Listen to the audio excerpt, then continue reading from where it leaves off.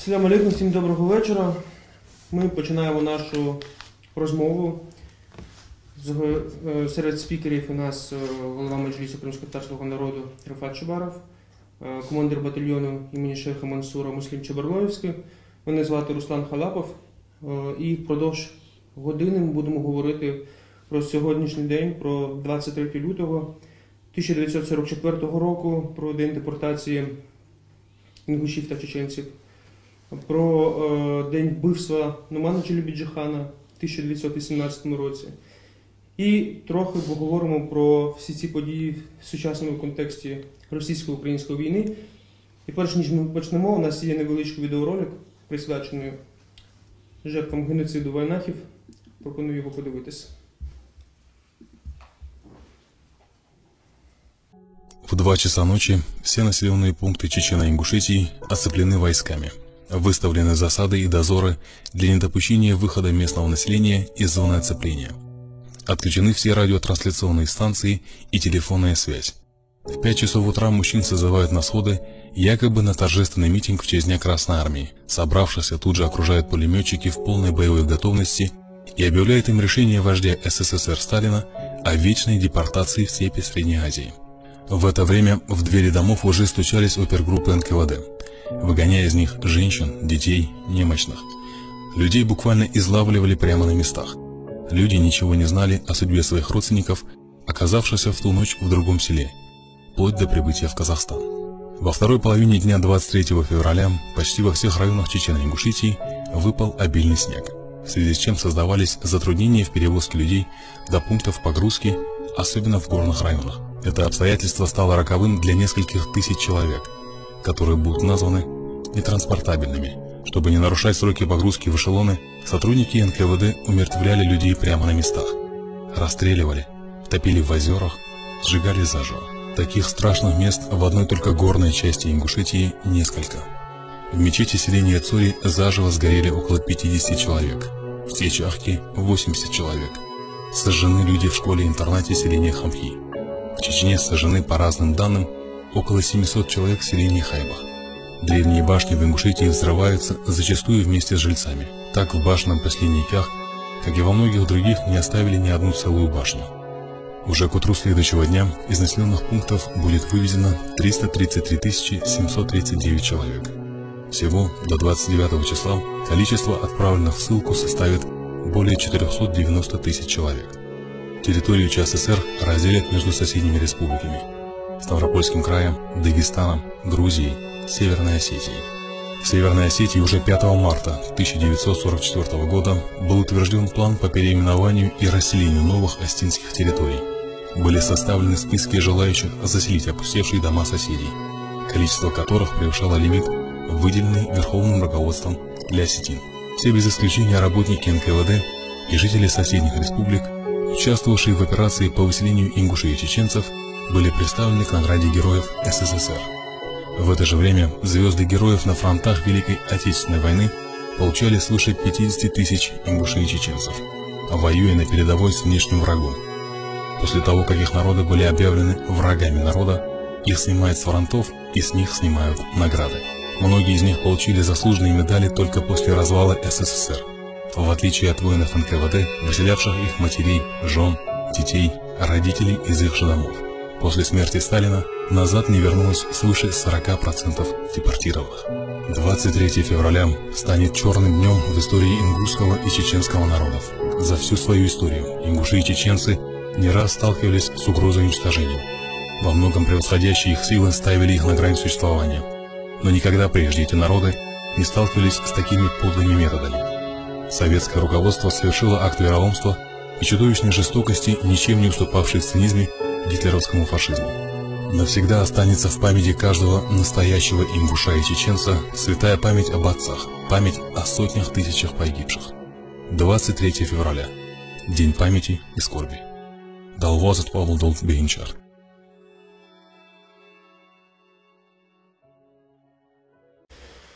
Отже, перш ніж перейдемо до запитань, я хочу просто додати, що в тому самому 44-му році, буквально за 2 тижні після скоєння злочину проти інгушів та чеченців радянська влада скоїла такий самий злочин проти балкарців і вже в травні проти кримських татар.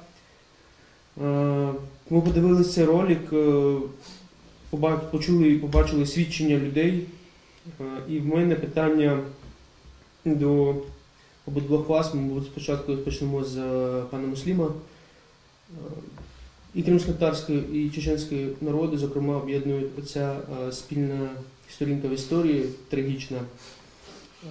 Як у вас, у чеченцях, в родинах передавалася оця національна пам'ять про ті трагічні сторінки? أعوذ بالله من الشيطان الرجيم بسم الله الرحمن الرحيم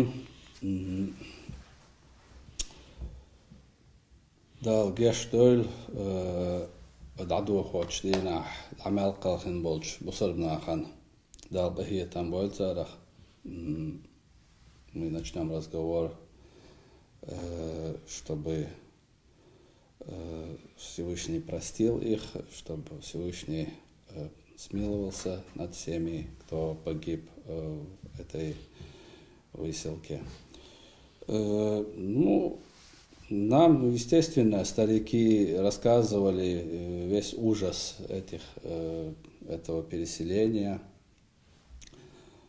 потому что это была зима, самое холодное время, и то, что мы сейчас видели, может быть, не все там совпадает, там где-то было еще ужаснее, где-то было чуть легче, но весь народ был выслан, чеченцы и ингуши, именно 23 числа в феврале 1944 года. Поэтому этот день, как бы ни старались русские или там НКВДшники, ФСБшники, как бы они ни старались, мы этот день никогда не забудем. Этот день в памяти у каждого чеченца остается, пока он жив, он будет помнить его. Ну, вот так нам и передали наши старики, дедушки, бабушки, что вот как помимо всех тех войн по завоеванию Кавказа, Чечни, и в конце концов, когда молодых людей забрали в армию, Красную армию, то тоже насильно, и оставшихся вот так предательски выслали. Хотя никогда в жизни, начиная с незапамятных времен, по сегодняшний день, Чечня не входила и не принимала и царские, и советские законы, и в состав ни царской России, ни советской власти. Вся Чечня и весь Кавказ был оккупирован, и все это происходило, и даже и армия, которых забирали, все, что там насильно под оккупацией.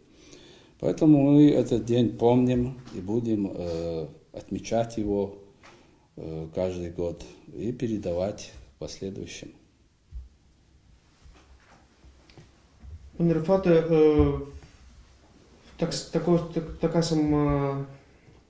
самий геноцид, такий самий злочин був скоєний проти кримських татар, і чеченцям і інгушам радянська влада дозволила повертатися до рідних земель в 1957 році. Кримським татарам ж було такий дозвіл надано значно пізніше, але я пам'ятаю навіть сам в дитинстві, як мені розповідали і бабусі, і дідусі, окрім депортації кримських татар, і про депортацію балкарців і чеченців з інгушами також. Чому важливо усвідомлювати цю трагедію і сприймати не лише як власну, а й брати досвід тих інших народів, які були також депортовані злочинною радянською владою? Як це відбувалося тоді? Ну, давайте, я думаю, що тут варто сказати те, що 20 століття взагалі воно залишатиметься вже в історії людства цілими низками таких трагедій, катастроф. І це пов'язано багато з тому, що ХХ столітті існували два таких людиноненависницьких режими – нацистський і комуністичний режими.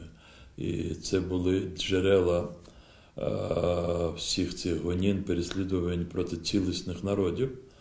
23 лютого тут в Україні є ще одна дуже сумна жалобна дата. В 1918 році був вбитий більшовиками в Севастополі перший голова Кримської Народної Республіки Номан Челебіджихан. Він же був муфтієм мусульман Криму, Литви, Білорусі.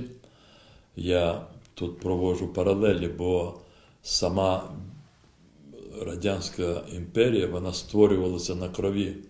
Бо всі народи, які жили в Російській імперії, вони хотіли свободи. І чеченці, і кримські татари, і українці, і всі хотіли свободи. Але та сила, яка захопила владу в тоді Петрограді, Москві, вона кров'ю змогла зламати все і насильно включити свободолюбиві народи в єдину Радянську імперію. І там вже, от коли створювалося, починалися закладуватися от всі ці і майбутні катастрофи. Вбивство Номана Челебіджихана, погром першого Курултаю кримсько-татарського народу.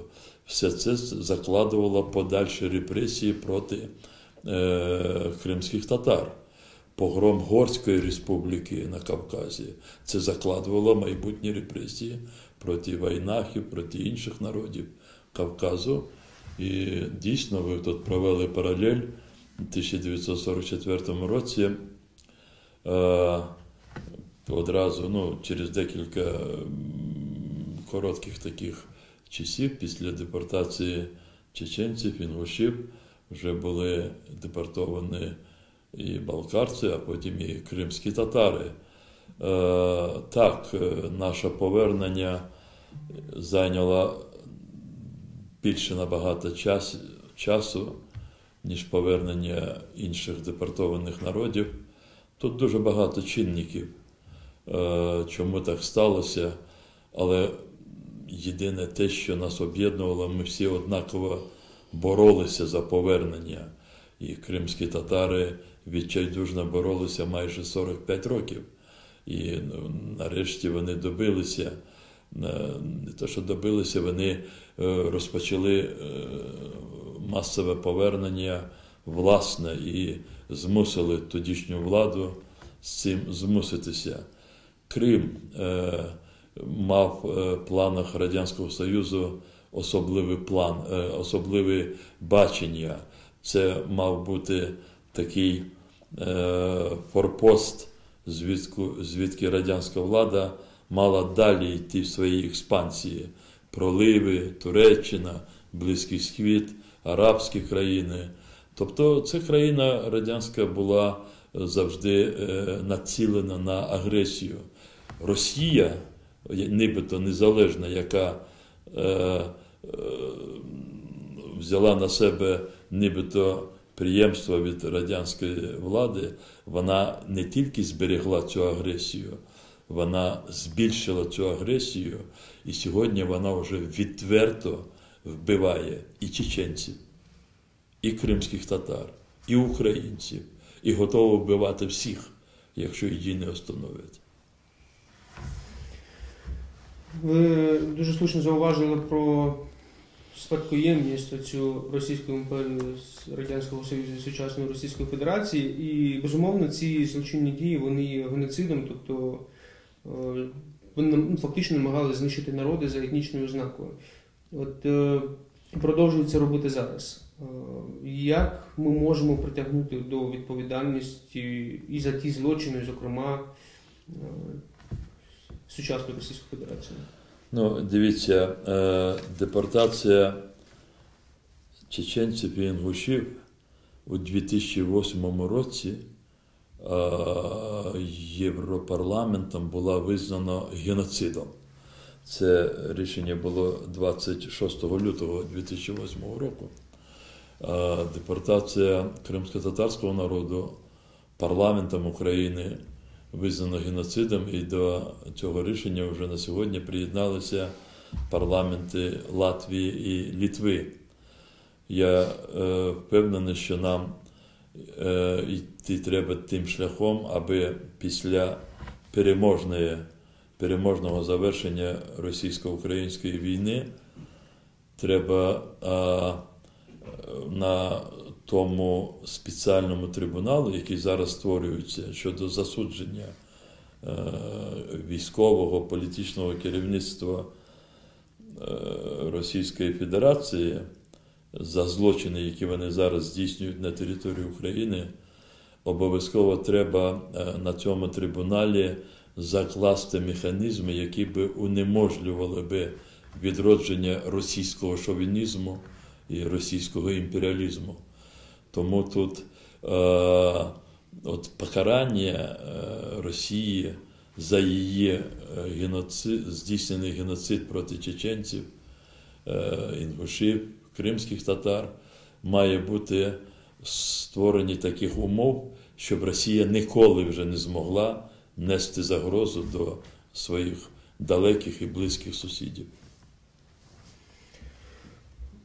У нинішній Чечні можна спостерігати, що з її лояльним відповідно до Кремля керівництвом, що вони намагаються не псувати цього загальноросійського свята, забороняючи відповідно чеченцям вшановувати пам'ять жертв депортації. Але спроби публічного такого обговорення, публічної дискусії вони були. І, зокрема, в 2014 році, 18 лютого, керівник Асамблеї народів Кавказу Руслан Кутаєв він організував конференцію у Грозному, яка була присвячена цій трагічній даті, без узгодження з діючою владою. І це, що відбувалося в умовах Сочинської олімпіади. Після цього Кутаєва затримали, звинуватили його у зберіганні наркотичних речовин, і на суді він вже заявив про те, що його катували, і ці наркотичні речовини відповідно йому підкинули. Чому так відбувається? Чому намагаються максимально заборонити навіть вшановувати пам'ять жертв в Чечні, і як це позначається на сучасному поколінні молоді чеченської зараз? Как мы сейчас видели на ролике, это не то, что сегодня они пытаются это запрещать. Они с того времени, как выслали все исторические, все эти записи, все культурные вот эти, все они, как мы посмотрели, уничтожались по всей территории Чечено-Ингушетии. И хотя до нынешних времен все-таки 23 февраля отмечался этот день как бы народный траур. Там у нас в Чечне этот день вспоминали, старики там собирались, и как траурный день он был всеобщий признанным. Сегодня ставленники России, естественно, они опять же пытаются все это стереть и преподать молодежи, сегодняшним подрастающим, что Россия, построили там какие-то там несколько зданий среди центра города, и светлое будущее, все Россия несет там все такое. Не надо оглядываться назад на историю, на там память, а идти по российским законам и забыть это все. Опять же, это они пытаются навязать чеченцам, но у чеченцев и ингушей, и у татар, и у балкарцев, кто пострадал от этого, этот день, эти события они уже в крови, это уже до мозга, костей, уже оно пропитано. Ни в коем случае они не смогут это. Да, публично они могут это запрещать, там, объявлять. Да, Руслана Кутаева они обвинили именно по этому поводу, посадили и пытали, и вот как он без согласования такой там мог придумать или там объявить, собрать людей или там рассказать людям. И вот таким образом они пытаются, как бы, что такого не было в истории. И там сделать из всех чеченцев, ингушей и всех кавказцев, пытаются сделать русскими. Ну, этого никогда не будет. Весь народ помнит этот день. Даже у тех самых кадыровцев спросить, что это за день, все скажут, естественно, день депортации, день трагедии. Даже если они публично не будут говорить, но это все признают, все знают, потому что они все же пострадали этот день. Дивно виглядає, що саме цей день в Російській Федерації намагаються вшановувати День захисника вітчизни, тих самих захисників, військових, на яких лежать відповідальність цих злочинів. Рафат Абдурахманович, хочу у вас розпитати ще про важливість взагалі цієї національної пам'яті і вшанування, потім вже пройдемо до сучасності. Є фільм художній чеченський «Наказано не забути», який було заборонено Російською Федерацією. В Російській Федерації Міністерство культури визнало його таким, що може сприяти розпалюванню національної ворожнечі. В травні 2013 року на прем'єрі фільму «Хайтарма», також про депортацію кримських татар, тодішній російський консул Володимир Андрієв не пустив, намагався не рекомендувати радянським льотчикам, учням Мухаммеда Султана бути на прем'єрі цього фільму.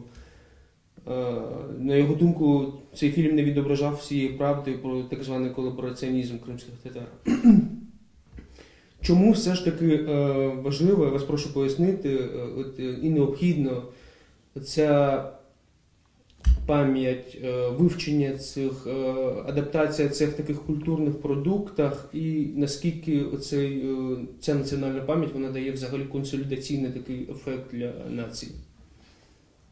Я дуже добре пам'ятаю ці події у травні 2013 року, коли в Сімферополі відбувалася презентація першого повномасштабного художнього фільму, але він був знятий на абсолютно історичних фактах.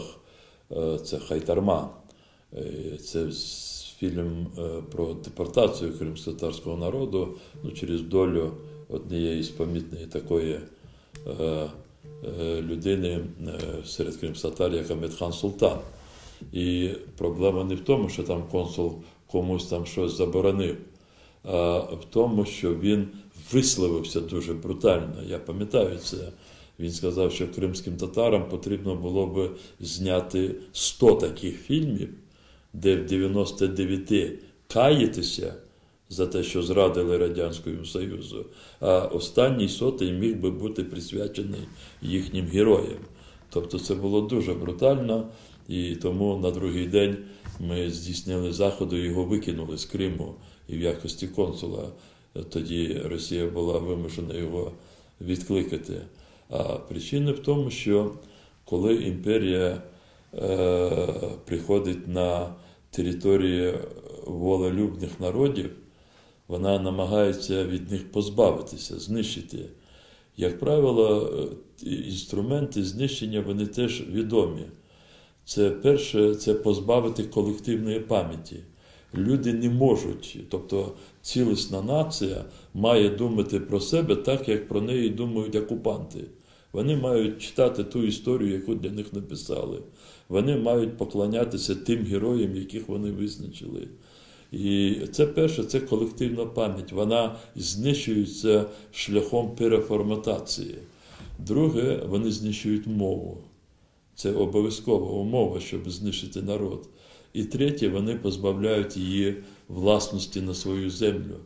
Вони роблять все, щоб ці люди, цей народ не розпоряджався своєю землею. І тому росіяни це і роблять. Подивіться зараз, що відбувається у російсько-українській війні. От всі, кого тут ми зараз називаємо в якості агресора, військовослужбовців країни-агресора, буряти чи, я не знаю, там удмурти чи інші, вони не є бурятами-удмуртами, вони є вже представниками цих етносів, але вже російськими за духом, за поведінкою і за намірами. І тому дуже важливо здійснювати спротив цим російським таким просуванням задля знищення народів. І тому війна йде не тільки на фронті, хоча це головна форма протистояння, бо якщо дати себе підкорити, то вже немає майбутнього. А війна йде і там, де мова, там, де пам'ять, і там, де земля. Безумовно, відновлення справедливості, реабілітація – це щоб просто ми розставили всі крапки над «і», запобігли повторюванню таких злочинів в майбутньому. Це обов'язкова умова для того, щоб чеченські і кримськотатарські народи, зокрема, могли вже рухатися далі і розвиватись, і будувати своє майбутнє. Сьогоденна війна. Ми бачимо, що ці руїни українських міст, наслідки бомбардувань, ракетних артилерійських обстрілів, це злочини воєнні, які коять російські солдати, вони дуже сильно нагадують ті кадри, свідчення, які я, зокрема, читав і дивився про те, що було зроблено з Грозним на початку 90-х років. Тоді Грозний майже з півмільйонним населенням, він був фактично стертий з лиця землі. Російські військові в Чечні регулярно влаштовували розправи з людьми, які чинили опір. Тут ми бачимо в Київській області, наприклад, в Бучі, Ірпені, як мстилися українцям за їхній опір російські війська. Але зараз західні країни, вони, дякувати Богові, об'єдналися і виступили вже єдиним фронтом проти того, що Росія влаштовує. Чому цього не було раніше, пане Мусліме, питання до вас, чому не було цього раніше під час російського вторгнення в Чечню, в Грузію, бо потік військової допомоги зараз, він навіть не зрівняється, звісно, з тим, на що могли розраховувати борці за Ічкерію. Чому не було цього раніше і чому це є зараз, на вашу думку? Мы можем сказать то, что мы сегодня видим. Почему это не происходило раньше,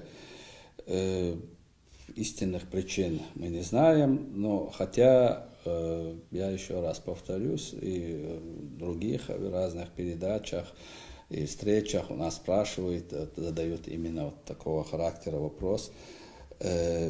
Хотя наш первый президент Джохар Дудаев во время первой русско-чеченской войны, это 94-й, 5-й, 6-й год, 2 года, обращался к всему миру. Естественно, военной помощи от вас мы не ждем, так как понимаем, что его не будет. Но хотя бы введите санкции против России, какие-то протесты, исключайте их из каких-то организаций. Обращалось наше руководство всему миру. И он говорил, Джохар Дудаев в свое время говорил, что Россия в любом случае не остановится на Чечне, и он рассказывает этот ролик, сегодня все могут посмотреть, что какие будут сценарии дальше. Еще он говорил, что сегодня вы считаете Чечней внутренним делом России, но придет день, когда Европа будет внутренним делом России. Вот тогда, хотя и будет поздно, но вы очнетесь.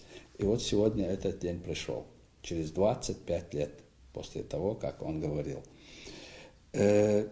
Естественно, сегодня весь мир как бы проснулся, у нас были встречи с разными какими-то там послами с Европы, и вот мы обсуждаем, вот мы тоже им задаем вопрос, а почему вы раньше ничего не предприняли, когда даже после нас Грузия была, Сирия, сейчас Украина. Если сегодня в Украине они выиграют, то это будет продолжаться дальше.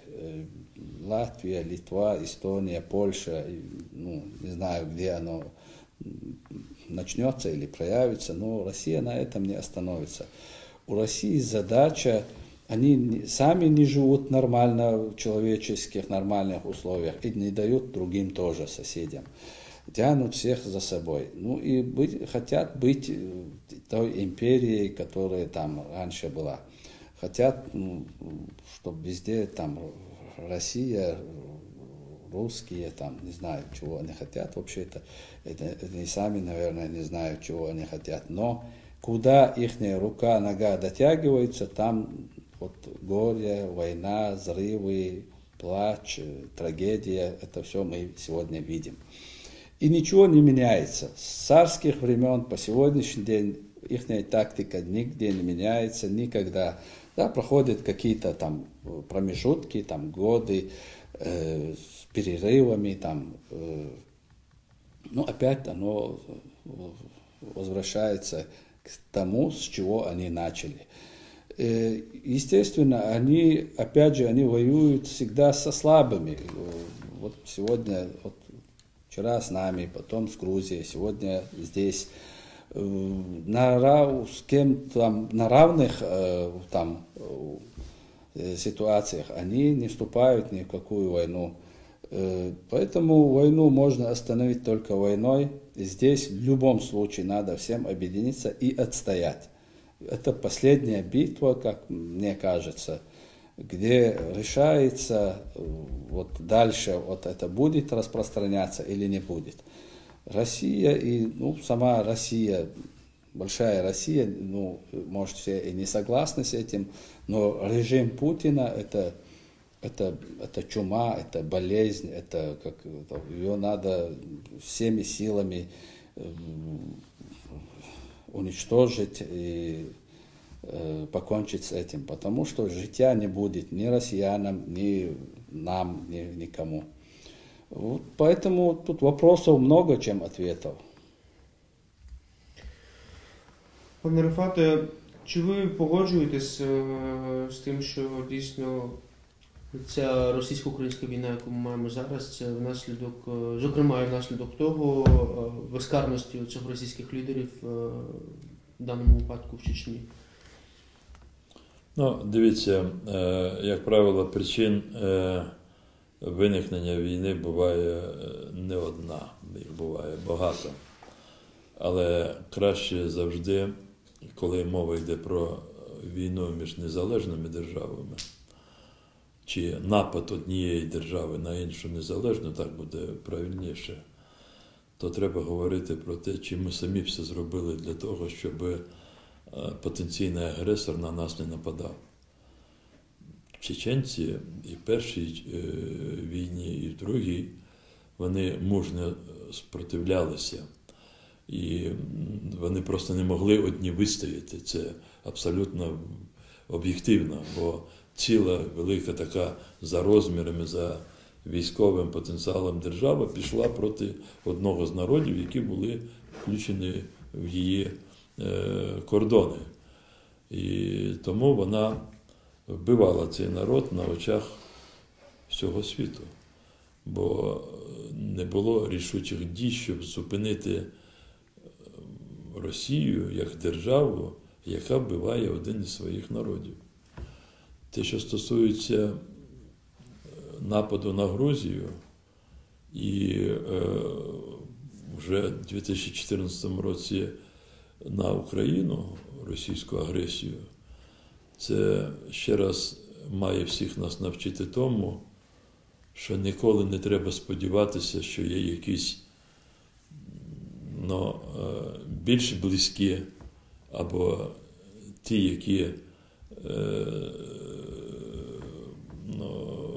не дуже близькі до нас. Українська незалежна держава мала в однаковій мірі укріплюватися і розглядати питання щодо захисту з будь-якої сторони. Російська імперія дуже вдало вкидувала міфи в український простір і в голову людей, що є якісь держави, які зазіхають на вашу землю. Ну, скажімо, Туреччина зазіхає на Крим, казали із Москви. І тут багато політиків розігрували цю карту. І тому вони бачили недружніх людей майже в кримських татарах. Деякі політики казали, треба бути обережно з кримськими татарами, з відновленням їх прав, бо там є Турція, вона хоче забрати Крим. А Москва – то наші браті, старші брати, і там все нормально. І нічого не укріплювалося. Але це не говорить про те, що ми винні в тому, що Росія такий агресор. Винні багато хто.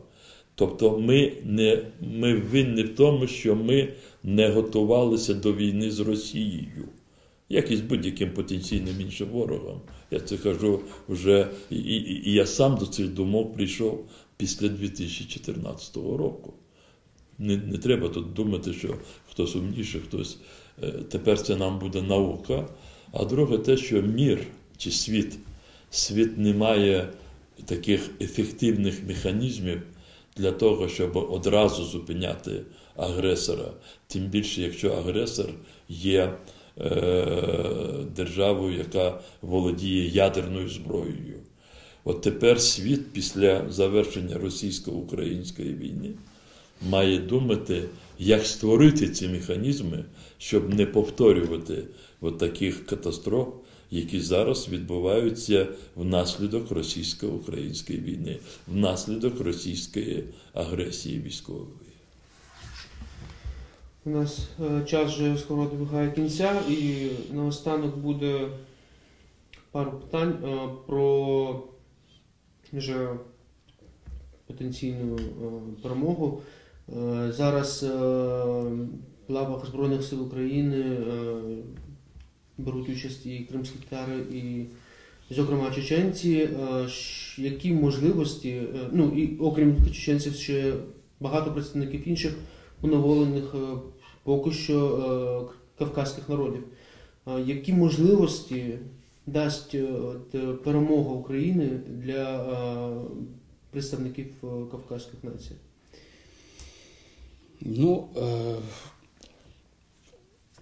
Досконально какие будут возможности, я не знаю, но мы на это надеемся, потому что на сегодняшний день, как мы знаем, весь Кавказ в оккупации, весь Крым тоже в оккупации, и вопрос сейчас стоит и оккупации всей Украины. Поэтому надежда большая. Если здесь мы отстоим Украину, победим, естественно, мы пытаемся вернуться к себе, так же, как и татары вернуться в себе Крым, уже освобожденный, свободный Крым. И мы тоже планируем вернуться в освобожденную, вольную Ичкерию, где мы будем, опять же, строить, как в 1991 году, свое государство и жить в мире и в дружбе со всеми, кто желает того. С Россией, понятно, у нас будет какие отношения, но для этого надо нам еще и отстоять и победить. На это надеемся, над этим работаем.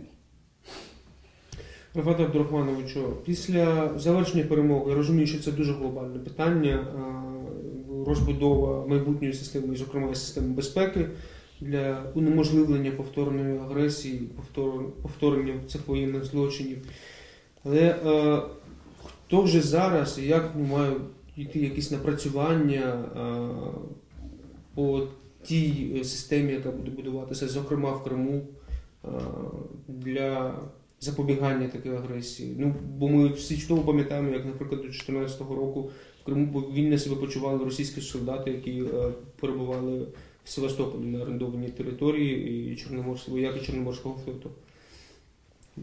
Цікава ваша думка з цього приводу. Ну, тут можна дуже багато говорити, і дійсно ми зараз не можемо до кінця остаточно, скажімо, сказати, що така конструкція, вона буде обов'язково втілена і вона буде найправильнішою. Але я думаю, що ми знаємо основні напрямки. Перше, українська держава, власне, сама має укріплюватися на такій дуже унікальній частині своєї території, як Крим. Отже, укріплення української держави в цій частині своєї території, воно, з нашої точки зору, обов'язково має передбачати переформатування кримської автономії. Але переформатування не в тому розумінні, як деякі,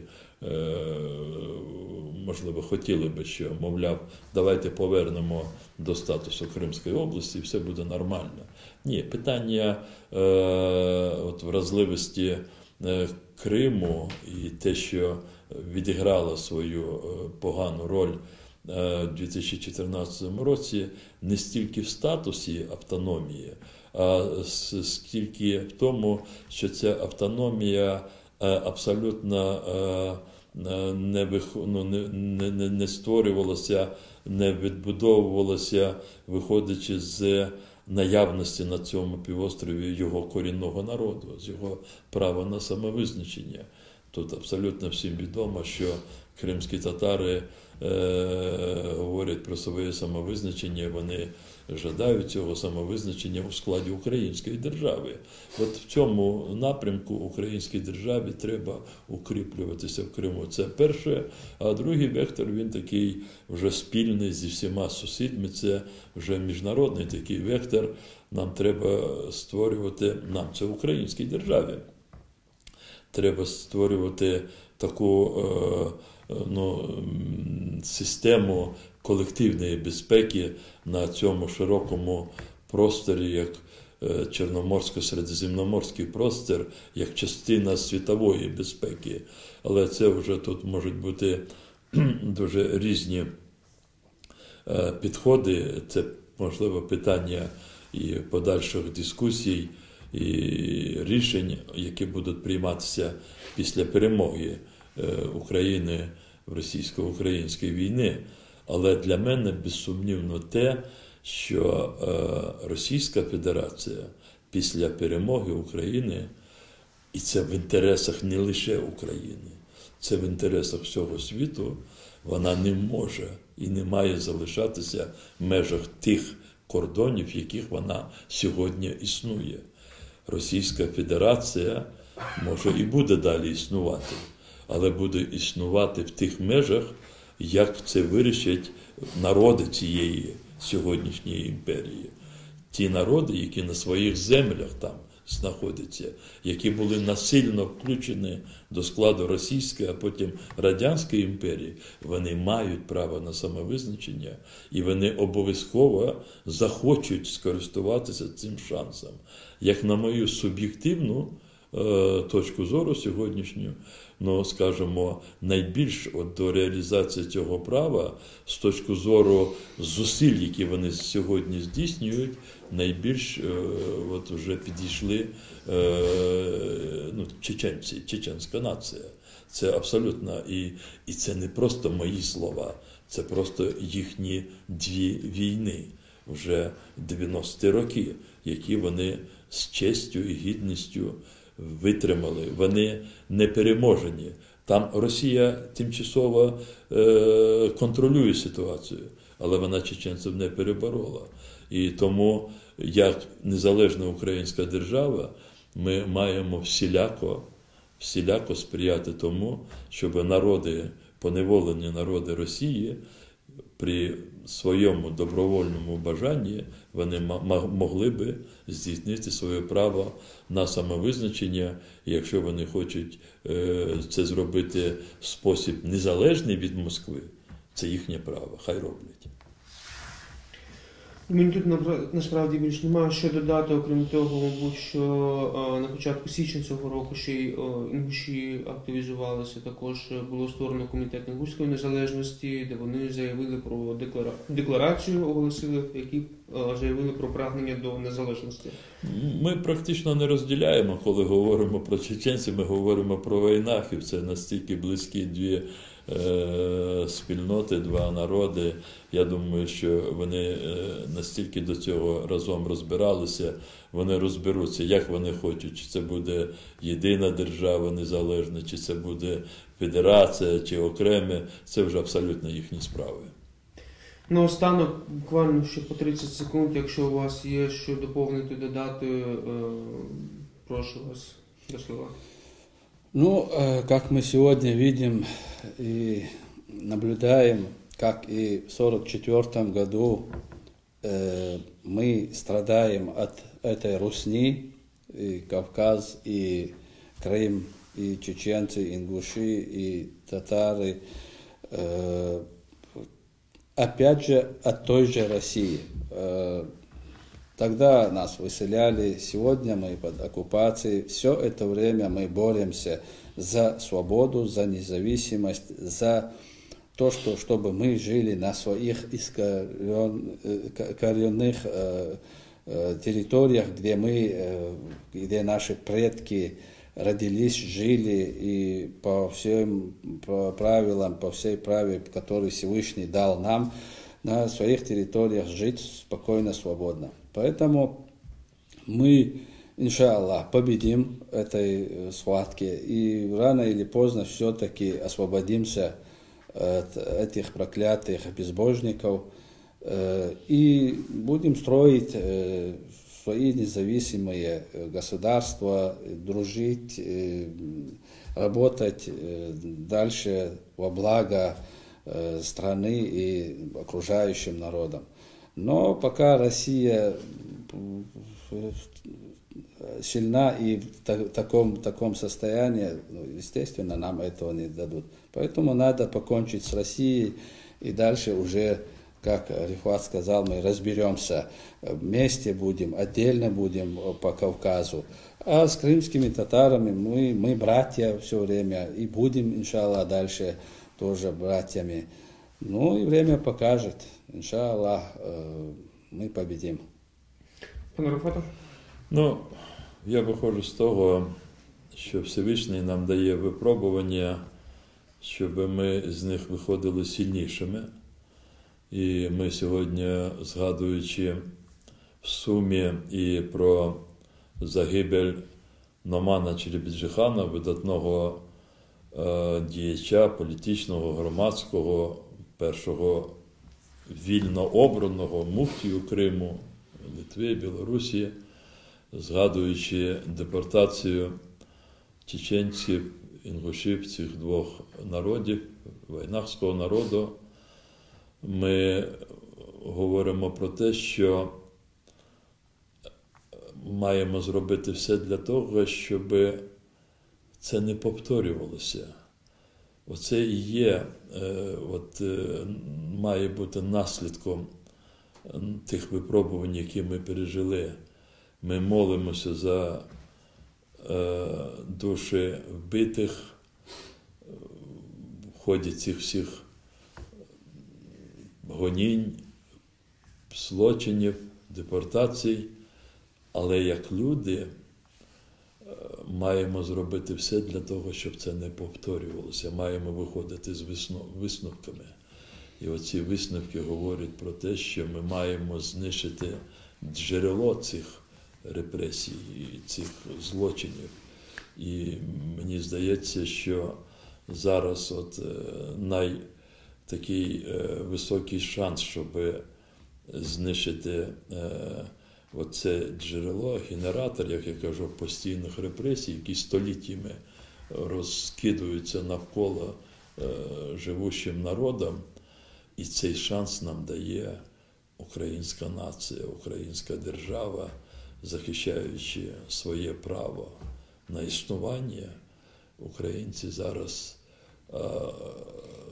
відкривають дорогу всім, хто потерпає від Москви. І допомагає Україна зараз створює умови, щоб світ уник ризиків, викликів, які зараз нависають над цим світом. Але знову кажу, ми можемо це зробити лише разом. Українська держава, міжнародні партнери, всі поневолені народи.